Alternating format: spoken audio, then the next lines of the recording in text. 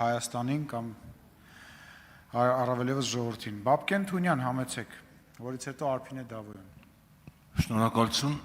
հարցս ուղղում եմ Պաշտպանության նախարարին։ Պարոն Պապիկյան, երբ մենք խոսում ենք խաղաղությունից, որոշ ընդդիմադիր շրջանակներ փորձում են տպավորություն ստեղծել, որ մենք անտեսել ենք բանակը եւ ոչինչ չենք կատարում այդ ուղղությամբ, թե սպառազինությունների, թե մնացած աշխատանքների առումով եւ որ իրենք պիտի գան ու ինչ-որ ուժեղ ձևով վերակառուցեն մեր բանակը։ Իհարկե, այդտեղ թեման զգայուն է, հասկանալի է, որ շատ արված աշխատանքներ մենք չենք կարող ամբողջությամբ ցուցադրել կամ դրա մասին խոսել, ինչ հնարավոր է դուք եւ մեր գործընկերները դրա մասին ներկայացնում են, բայց կխնդրեի գոնե թվերի լեզվով ամփոփ ներկայացնել մենք սպառազինության գծով ինչ ֆինանսավորում այս պահին ունենք եւ եթե հնարավոր է համեմատել մինչեւ 2018 թվականը եւ 2018 թվականից հետո այդ երկու ժամանակահատվածները զինված ուժերի սպառազինությունների եւ դրա վրա կատարված ծախսերի առումով։ Շնորհակալություն, հարցին կպատասխանի Պաշտպանության նախարար Սուրեն Պապիկյան, ինձ միշտ պարոն Պապիկյանը մոտենում է Կենտրոնական ամբիոնին, տեղեկացնեմ, որ այսօր նաև ունենք եւս մի խումբ ուսանողներ բաց դռներ ծրագրի շրջանակում Երևանի Պետական համալսարանի միջազգային հարաբերությունների եւ արևելագիտության ֆակուլտետի ուսանողներն են։ Բարի գալուստ։ Խնդրեմ պարոն Պապիկյան, համեցեք։ Շնորհակալ եմ շատ կարևոր հարցի համար, պարոն Թունյան։ Եթե նկատում եք, իրականում թեման շահկապված է նախորդ հարցի հետ։ Այսինքն տպավորություն է, որ որևէ կենտրոնից նույն նամակի հասցեատերերը ստացել են նամակ կամ հանձնարարություն խոսել կամ թիրախավորել անվտանգությունը, անվտանգության հետ կապված հարցեր։ Բայց ես պիտի հիասթափեցնեմ իրենց, որովհետև իրականությունը իրենց պատկերացումներից էապես տարբերվում է եւ պատճառը, որ նրանց մոտ հույս է առաջացել, որ գտել են մեր թույլ տեղը, մեր համեստությունն է եւ իհարկե ոլորտի գաղտնի լինելու հանգամանքը, բայց ես փորձեմ հետեւյալ կերպ ներկայացնել, որ բացարձակ թվեր չհնչեցնեմ, բայց նաեւ պատկերը ավելի պարզ դառնա։ Ուրեմն այսօր 3 հնչեցված հայտարարությունների հեղինակները, որոնք կամ մաս են կազմել նախորդ 2 տասնամյակների, այսինքն 2018 թվականին նախորդող 2 տասնամյակների քաղաքական համակարգերի, կամ նրանց հոգեզավակներն են եւ տարբեր արբանյակները, այսօր խոսում են բանակի ծախսերի մասին։ Ուրեմն հետեւյալը կասեմ, որ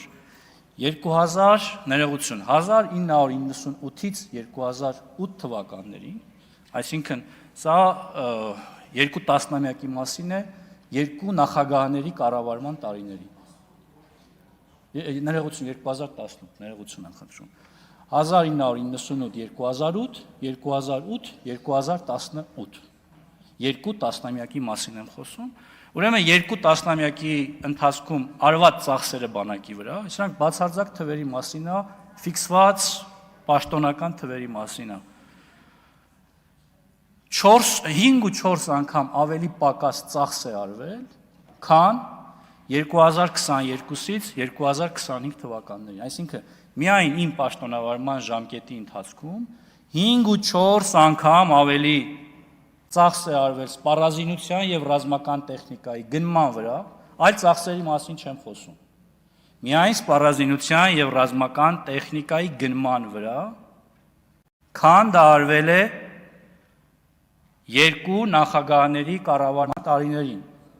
1998-ից 2018 թվականներին։ Եվ ըստ այդմ, հարգելի գործընկերներ, եւ իհարկե նաեւ ձեզ հուշող նամակագիրներ, մեթոդիշկաների հեղինակներ, թվերին նայեք եւ հարց տվեք ձեզ։ Ինչով եք զբաղված, ինչով եք զբաղվում,